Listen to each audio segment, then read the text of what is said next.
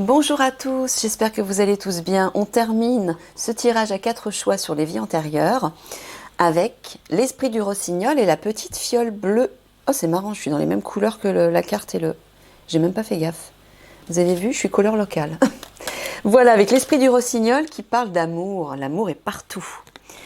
Alors, on va le mettre là, le petit rossignol. Ah, il y a une idée de... Bah déjà, ouais. Mickaël me dit, il y a une idée de communiquer son amour, là. Ok. Allez, carte d'intro pour vous. Animaux. Alors, les animaux.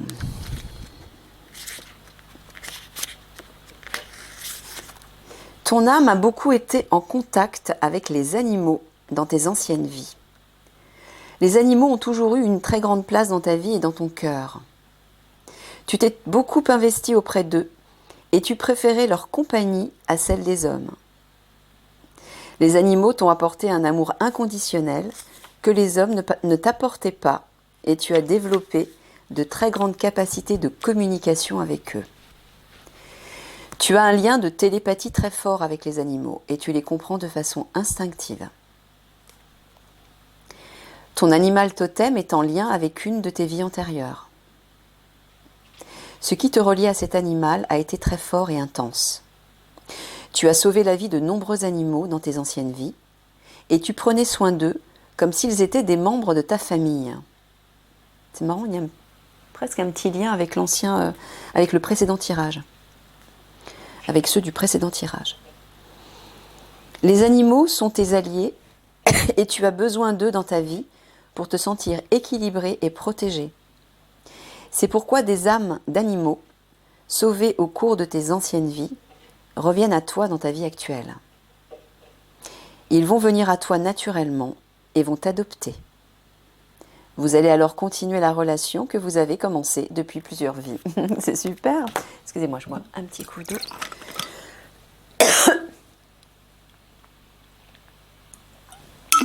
Ah, on a enfin le ciel qui se dégage. C'est une catastrophe ces derniers mois là. On n'avait que du gris. Ah, ça fait du bien un petit peu de ciel bleu. Bon, et bien c'est parti. On va commencer par le contexte dans lequel vous avez vécu. L'Empire romain, 400 ans avant Jésus-Christ, 400 ans après Jésus-Christ. Alors, je vais lire le texte. Mickaël, est-ce que tu peux faire quelque chose par rapport à Enlil, s'il te plaît? J'ai ma gorge qui commence à me démanger. Merci. Il ne veut pas que je parle. Je parlerai quand même. Alors, dans votre vie antérieure, vous étiez en Rome antique. Ah, vous étiez en Rome antique. Mais j'entends aussi vous étiez un romantique. C'est ça, Mickaël? Oui, c'est ça. D'où la carte du petit rossignol, l'amour est partout. Alors ça, c'est marrant. Ouais, je sais. Il aime bien faire des petits jeux de mots. Alors, donc vous étiez en Rome antique. La République et le Sénat, le Colisée, le marché aux esclaves. Vous avez parcouru Rome à pied 1000 fois. Vous êtes la propriété d'une riche famille et vous estimez que votre sort aurait pu être bien pire. Vous n'êtes ni battu ni mutilé, comme c'est souvent le cas avec les capturés de guerre des peuples barbares. Vous vous sentez en sécurité dans Rome et appréciez même parfois des jeux de cirque en accompagnant votre maître dans l'arène. Bon, bref, vous étiez donc à cette époque. Ok. Maintenant, on va aller voir l'identité. Ouais, je le mets là, allez à côté. Alors, qui étiez-vous? Une sorcière. Ou un sorcier. Alors, on va aller lire ça.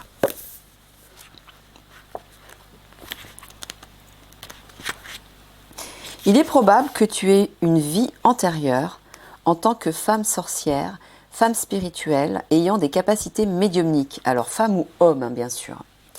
Donc, vous avez déjà eu des capacités médiumniques. Vous étiez peut-être même un guérisseur ou une guérisseuse. Voilà. Aujourd'hui, peut-être chaman, j'entends chaman aussi. Aujourd'hui, tu peux te sentir naturellement attiré par le domaine de la sorcellerie, la Wicca et le paganisme.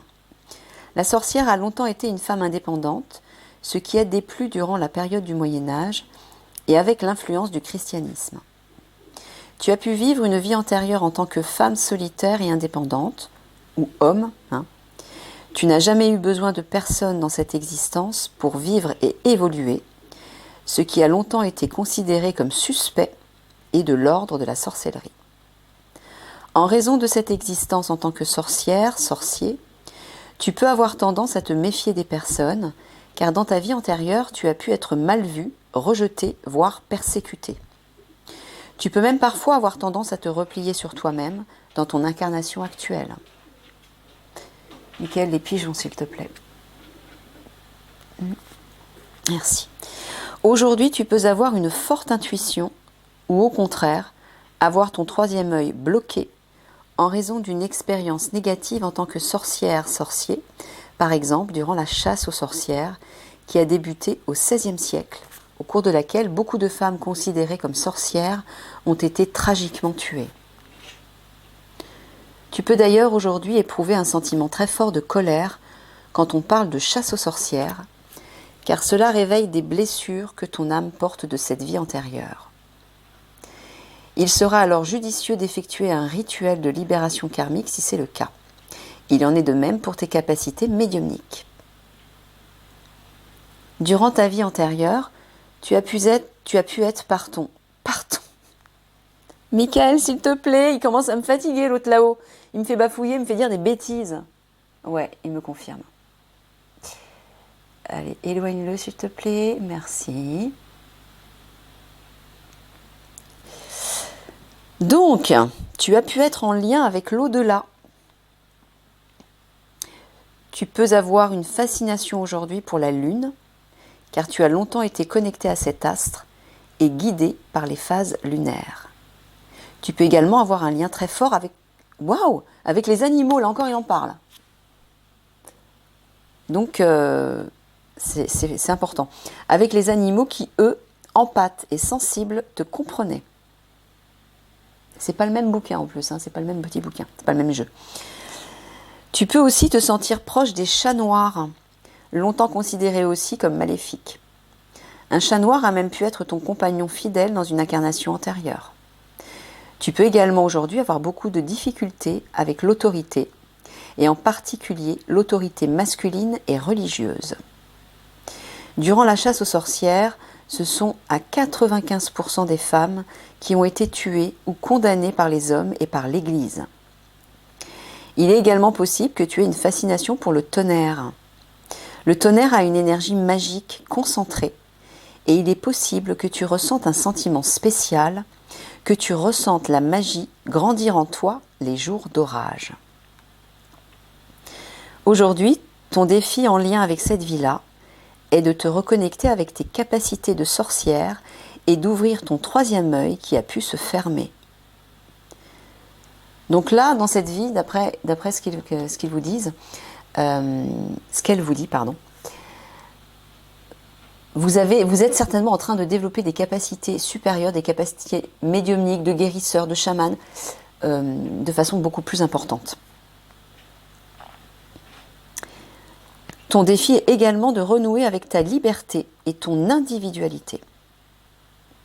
Comme les sorcières durant le XVIe siècle ont été considérées comme de mauvaises personnes, aujourd'hui on te demande de ne plus te cacher, de renouer avec ton unicité et ton authenticité. Je t'invite à prendre le temps de réfléchir à tes ressentis par rapport à cette vie. Je t'invite à prendre la carte, à fermer les yeux et à ressentir dans ton corps les émotions en rapport avec cette vie antérieure. À prêter attention à tous les messages, visuels, auditifs ou autres. Et donc si tu ressens une lourdeur, il se peut que des peurs profondes soient liées à cette existence.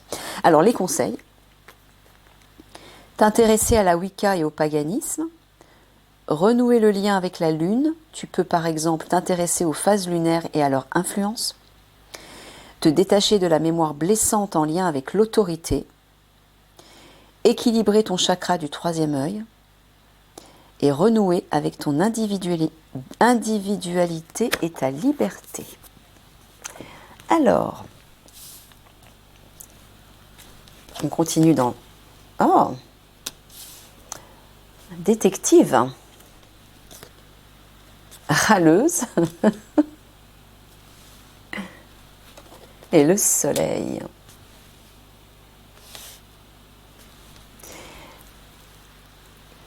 Ils étaient des détectives, et donc ils ont fait des recherches, des enquêtes.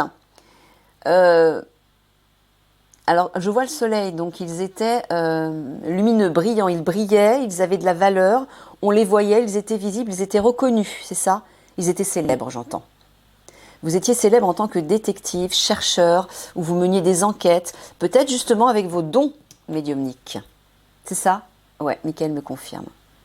Vous aidiez certainement la population à faire des enquêtes grâce à vos dons médiumniques, vos dons de sorcier, de sorcière. Mais, alors râleuse, j'entends, vous aviez peut-être un comportement râleur. Michael me confirme. Vous râliez souvent.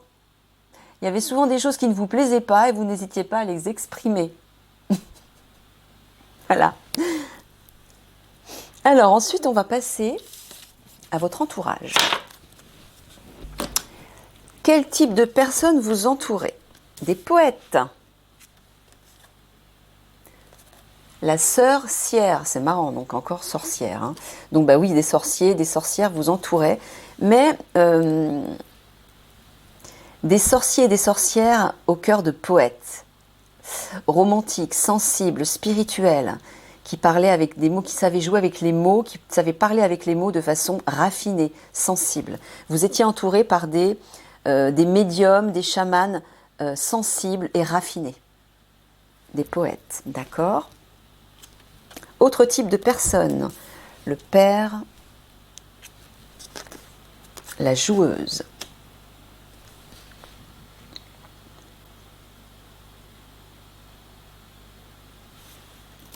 Est-ce que tu parles d'un père, de leur père? Oui, apparemment vous jouiez beaucoup avec votre papa dans cette vie. Vous aviez une relation privilégiée, intense, complice, et vous vous amusiez beaucoup. Ouais, regardez l'image.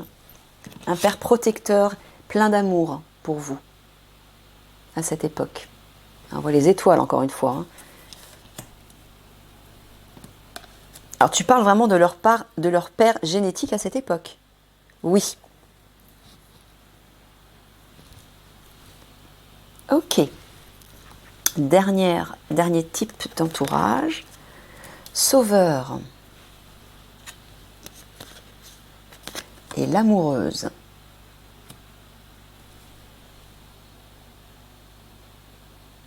Alors, j'entends que à cette époque, vous avez été sauvé par la personne de votre cœur. Certainement qu'elle vous a aidé à sortir d'une blessure, d'une crainte, ou peut-être à vous valoriser, à vous aider à être celui ou celle, alors quand je dis, oui, la personne de votre cœur, que vous soyez homme ou femme, peu importe, hein, à vous aider à vous valoriser, à vous mettre en avant. En tout cas, elle a guéri, elle a sauvé cette personne, elle a sauvé votre cœur, j'entends. Regardez, c'est marrant. Au moment où je dis ça, Michael me met mon regard là-dessus. Vous voyez la bouée en forme de cœur? C'est ça. Cette personne a sauvé votre cœur. Ok. Maintenant, on passe aux événements.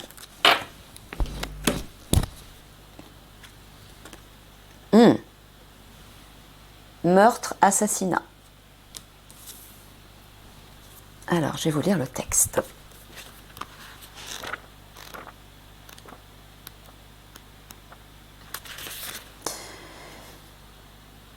Alors, tu as eu une fin de vie traumatique qui a été causée par une intention malveillante comme un assassinat. Aujourd'hui, il est possible que tu aies une peur profonde en lien avec la mort. Ah, Michael est en train de me dire quelque chose. C'est ce que j'entends là? Oui, ah oui, j'ai oublié de vous rappeler. Il me dit de vous dire, c'est pareil pour tous les autres tirages, hein. Il me dit de vous dire que pour un même tirage, alors certaines choses, certaines parties du tirage peuvent convenir, peuvent être en résonance avec certains d'entre vous. Mais pas forcément tout le tirage. Et pour d'autres, tout le tirage peut être en résonance. Voilà. Oui, à chaque fois j'oublie de le dire. Donc,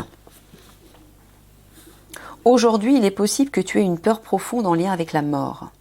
Tu peux avoir la croyance que la fin de vie est forcément liée à une souffrance et un souvenir traumatique. Tu peux également avoir dans ta vie actuelle une méfiance contre les personnes qui t'entourent et parfois peur car ton âme se rappelle qu'elle a été victime d'un assassinat. Tu as pu par exemple, surtout dans l'enfance, faire beaucoup de cauchemars avec des personnes malveillantes autour de toi. Il est également possible que tu aies une tâche de naissance dans ton incarnation actuelle qui soit particulièrement grande et avoir la sensation qu'elle n'est pas là par hasard. Très souvent, quand il y a eu un assassinat ou un meurtre dans une vie antérieure, cela peut se manifester par des tâches de naissance que l'on ressent comme spéciales dans notre corps physique actuel. C'est généralement l'endroit où la personne a été blessée. Je te laisse te connecter à tes ressentis pour voir si cela fait sens pour toi. Aujourd'hui, tu peux parfois ressentir le besoin de renforcer ta protection, voire une méfiance constante envers les personnes en général. Ce qui fait que tu auras toujours besoin d'être rassuré et de te sentir protégé. Ton objectif dans ton incarnation actuelle est de te détacher de la croyance que les autres personnes représentent un danger pour toi. Tu es invité à t'ouvrir davantage à la sociabilité dans ta vie actuelle. Réfléchis à tes ressentis par rapport à cette blessure. Ressens dans ton corps les émotions en rapport avec cette vie antérieure. Et prête attention aux messages visuels, auditifs ou autres.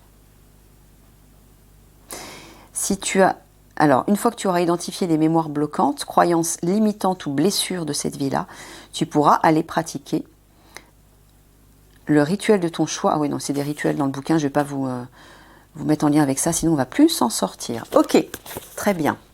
Alors, toujours relié à cet événement, le matérialisme te prive de plaisir,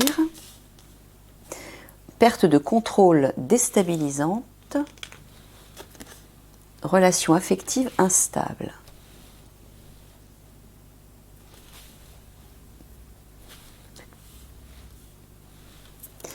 Est-ce que c'était relié à cet assassinat ?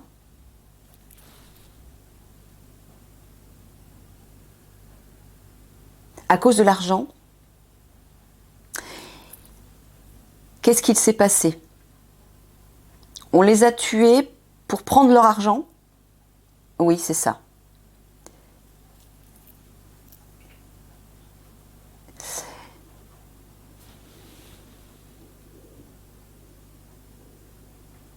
Quand tu parles de relations affectives instables, est-ce que c'était un proche ? Ah, c'est un proche qui les a tués. Ouais, c'est ça. C'est ça.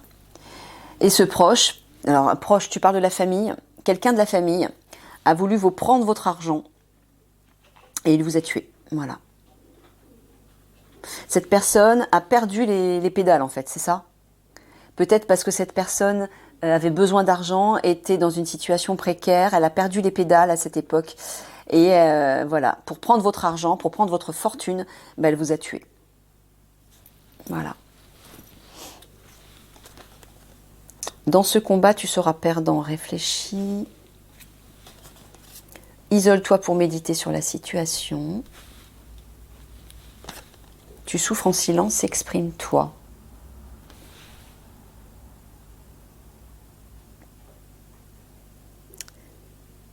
Alors là, c'est un conseil que Michael vous donne. Il vous dit apparemment qu'aujourd'hui, vous souffrez en silence et que vous vous isolez. Mais il vous dit que si vous faites ça, vous serez perdant. Il faut vous exprimer.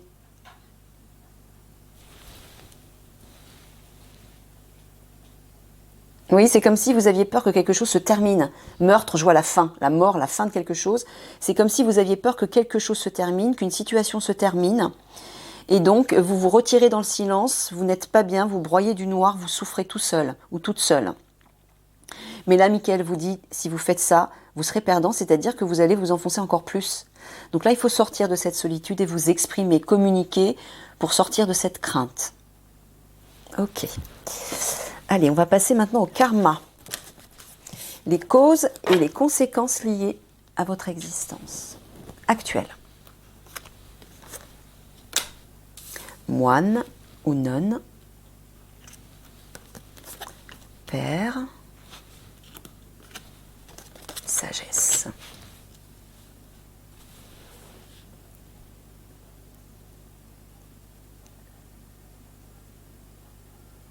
Tu parles de leur papa à cette époque. C'était une personne pieuse et pleine de sagesse. D'accord. Alors, on va approfondir avec cette information. Relation harmonieuse, rapprochement, abattement, affliction, renonciation, détachement. Donc, tu es en train de leur dire qu'ils avaient une relation très proche, très forte avec leur papa, comme on a vu tout à l'heure, et qu'ils ont été complètement abattus lorsqu'ils ont dû renoncer à lui. Ils ont dû se détacher de lui, mais pourquoi? Il s'est passé quelque chose avec le papa.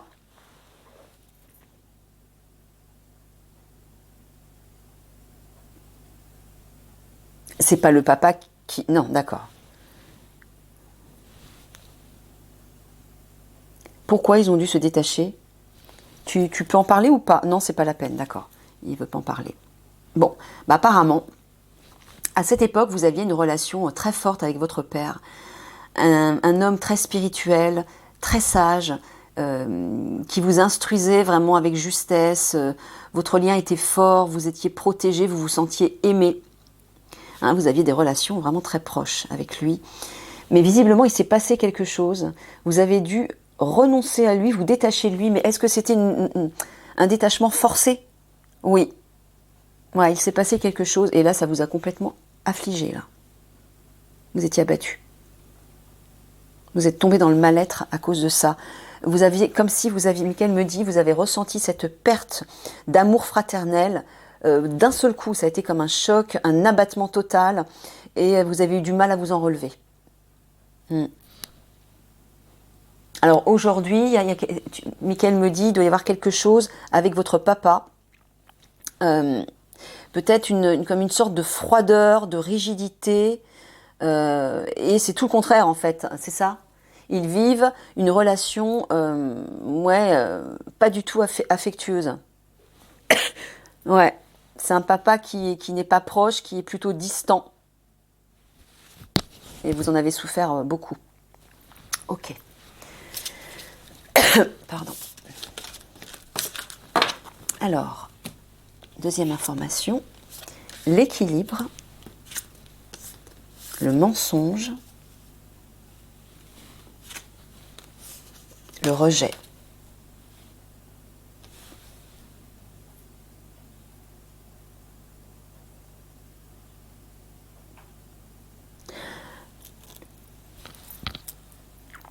Tu dis qu'à cette époque, ils ont perdu leur équilibre parce qu'on leur a menti, on les a trahis.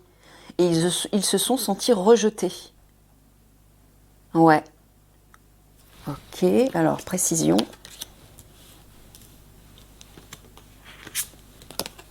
Magnétisme, charisme, possibilité future.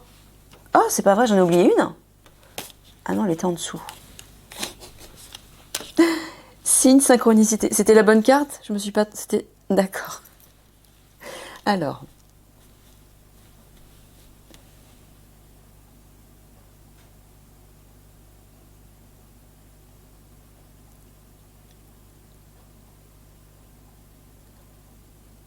Qui a menti? Ah, voilà pourquoi. C'est votre papa. Votre papa vous a menti et vous a rejeté.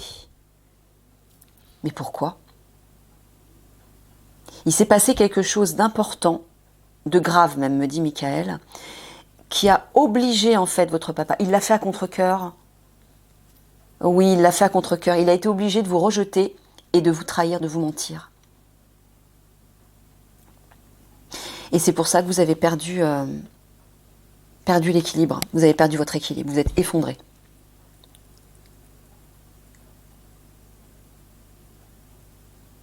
Alors là, par contre, je ne comprends pas quel est le lien avec cette information, Michael. Magnétisme, charisme.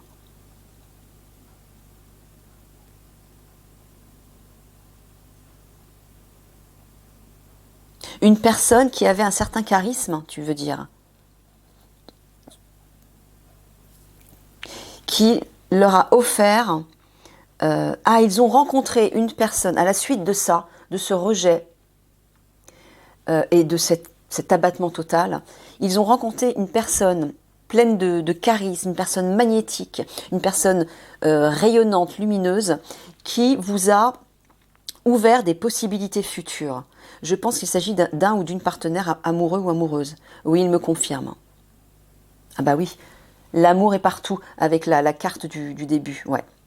Le petit rossignol.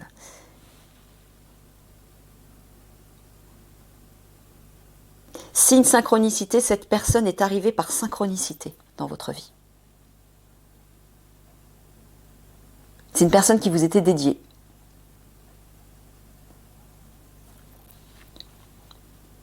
D'accord. Ok. Donc, moi, ce que j'entends, c'est qu'actuellement, vous devez certainement...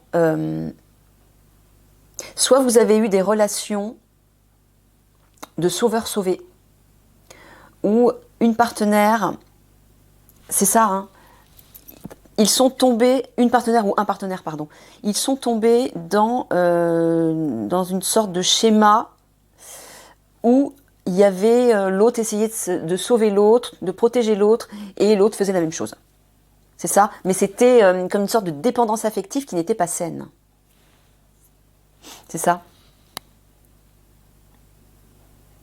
Ouais, ce que j'entends, c'est qu'à cette époque, quand vous avez perdu votre papa qui vous a rejeté, que cette personne est arrivée dans votre vie et vous a sauvé, entre guillemets, vous êtes tombé dans cette dépendance parce que c'était tellement douloureux la perte de votre papa, c'était fusionnel avec lui, hein, que du coup, vous avez recherché cette fusion avec ce partenaire ou cette partenaire amoureuse. Ouais, mais le problème, c'est que vous avez basculé aujourd'hui dans cette vie, par rapport à vos expériences, alors c'est peut-être encore actuel, je ne sais pas, vous avez basculé dans une dépendance affective et vous n'arriviez pas à vous en sortir. C'est ça, ouais, Michael me confirme. Ok. Allez, dernier événement d'une vie antérieure, la fuite. Les mensonges. Ouais, l'instabilité. Bah ouais. Du coup, vous avez fui à cause des mensonges reliés à votre papa. Vous avez ressenti, voilà, vous avez fui. Vous êtes parti, vous avez fui et depuis, vous avez ressenti une instabilité par rapport à l'autre, dans vos relations avec l'autre.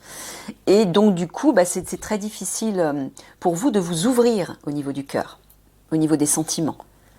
Parce que vous avez été trahi et au niveau du cœur, hein, c'était votre père a été obligé de vous trahir et donc vous avez ressenti une blessure telle que votre cœur s'est fermé et vous ne faisiez plus confiance à l'autre. Hein, vous voyez, vous étiez toujours dans des relations très instables au niveau affectif. Et vous étiez toujours en train de fuir quelque chose. Fuir la peur de nouveau d'être trahi, la peur de nouveau qu'on vous mente. C'est ça, Michael. Ouais. On voit la lune, la nuit, il y a quelque chose d'assez sombre, comme si vous vous refermiez sur vous-même, dans votre propre nuit intérieure, pour ne pas souffrir. Ouais, d'accord. Je donne une précision à l'information. Le courage d'être vulnérable. Famille, foyer. Éparpillement multitâche.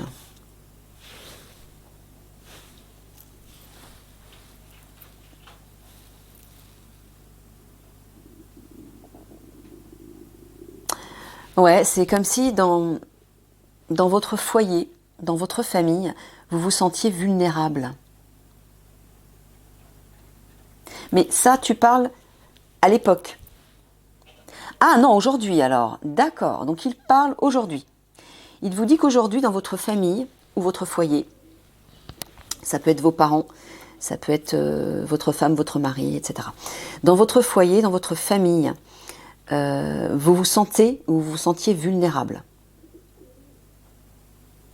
C'est ça. Mm. Et il y a comme une sorte d'éparpillement,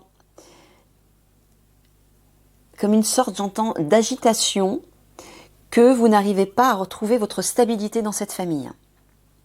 Donc peut-être que vous avez choisi de vous tourner vers des tâches, vers plein de choses pour combler, comment dire, cette fragilité affective dans votre foyer.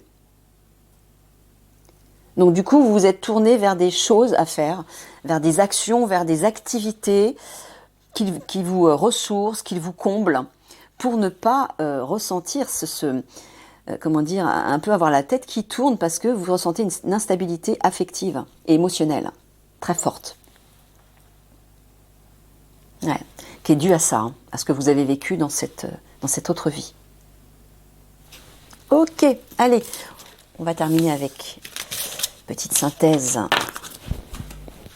de l'événement en question, enfin de cette vie en tout cas. Petit récapitulatif.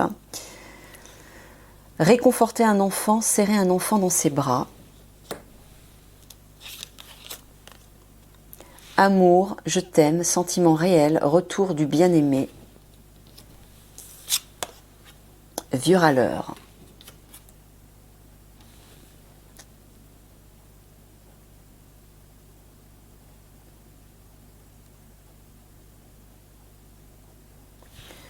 Tu parles du père. Ouais. Alors, à cette époque. Ah, actuel. D'accord. Donc, votre papa actuel est un vieux râleur. Il vous dit. Il n'est jamais satisfait, jamais content. Et ouais, moi, ce que je vois, c'est que vous avez manqué d'amour de la part de votre papa dans cette vie-ci. Vous rêviez de pouvoir échanger cet amour, ces sentiments réels avec lui.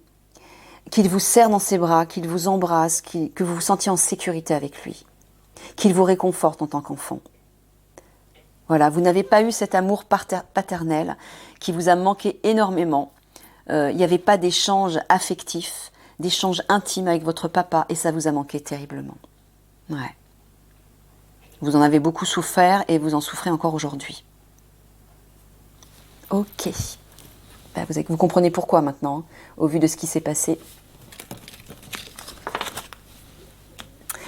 Allez, on termine avec les capacités à récupérer les dons, talents et aptitudes particulières.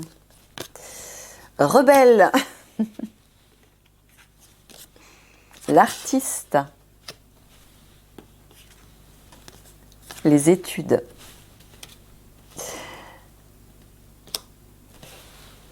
Alors. Bon, bah vous aviez une âme d'artiste. Vous étudiez à l'époque une activité artistique. Et vous étiez rebelle, c'est-à-dire vous étiez un marginal, vous étiez libre, autonome, et vous osiez vous exprimer sans comment dire, je trouve pas le terme, sans faire attention au regard, au jugement des autres.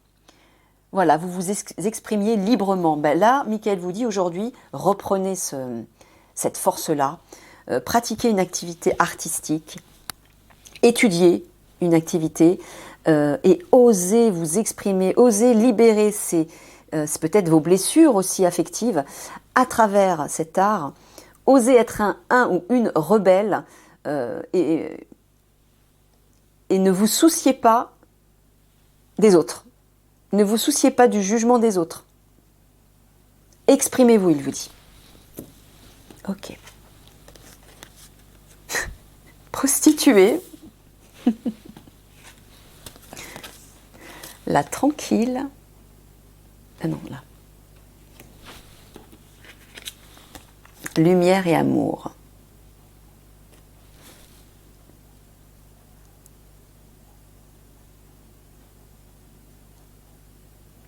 Alors, qu'est-ce que tu veux dire par prostituée?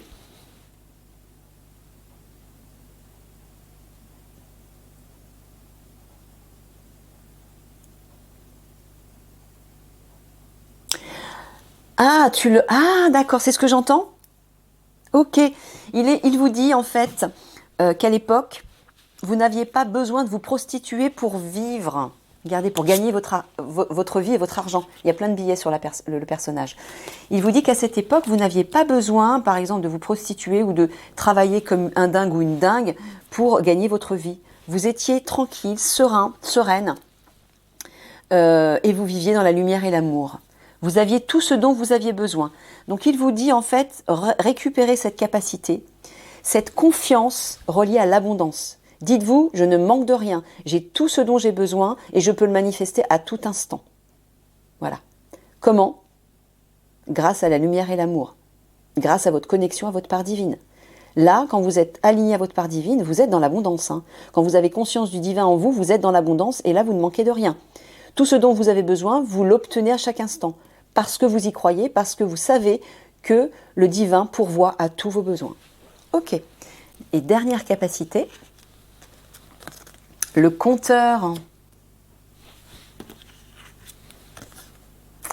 la visionnaire. Parlez à vos anges. Bon. Eh bien, apparemment, vous aviez cette capacité de communiquer avec vos guides, avec les plans supérieurs de lumière. Et vous étiez même un visionnaire ou une visionnaire. Vous aviez des dons médiumniques. Il vous dit d'aller récupérer ces dons-là. Il faut croire que vous les avez maintenant. Il faut juste en prendre conscience et ils vont se révéler à vous. Ok les amis, voilà, je vous fais des gros bisous d'amour. Je vous laisse méditer sur le tirage et je vous dis à une prochaine. Au revoir.